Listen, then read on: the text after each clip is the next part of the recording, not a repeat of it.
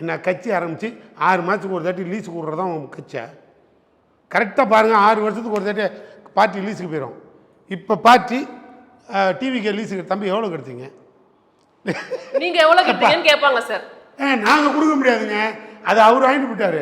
ஆனால் அவர் தான் போனார், கூட 2 எம்எல்ஏ. நீங்கள் கேட்கறத அப்புறம் உங்ககிட்ட கேட்க. அதை விட கொடுமை என்னன்னு கேளுங்க, அந்த 2 எம்எல்ஏ கூட்டு போகிறது இல்லை, எப்படி அவங்க மதிப்பாங்க? அவங்களே ஆள் பிடிக்கிற கம்பெனி மாதிரி எம்எல்ஏ இருக்கிறவங்கள தான் பிடிச்சிட்டு போகிறாங்க.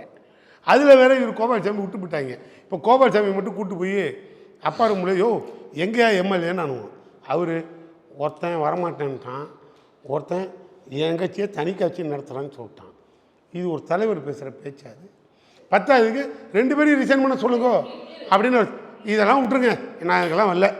நம்ம இங்கே வந்து ஒரு ஸ்ட்ரைட்டாக தம்பி சொன்னார், ஜனநாயக ரீதியாக அதிமுகவிலிருந்து எங்கள் இடத்துல தம்பி நல்ல ஜனநாயகம் என்ன போவான்னு சார், ஓப்பனான ஜனநாயகம்.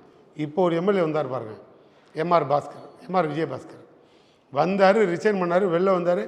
ஏங்க ரிசைன் பண்ணீங்கன்னா ஒரே வாரத்தில் முடிச்சிட்டாரு, எனக்கு நிறைய கடன் பிரச்சனை.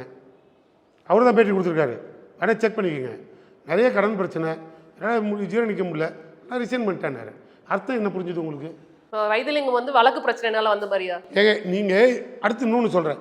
இப்போ எம்ஆர் விஜயபாஸ்கர் சொன்ன அர்த்தம் என்ன?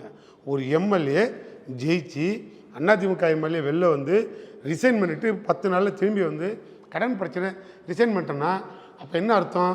டிவி கேட்குறாங்க, கூப்பிட்டாங்க, இந்த அவங்க கடன் எவ்வளோன்னாங்க, எடப்பாடிக்கிட்ட இருந்தால் 10 பைசா பிரயோஜனம் இல்லை. Max Gold, cash for gold. Call 044 4545 4545.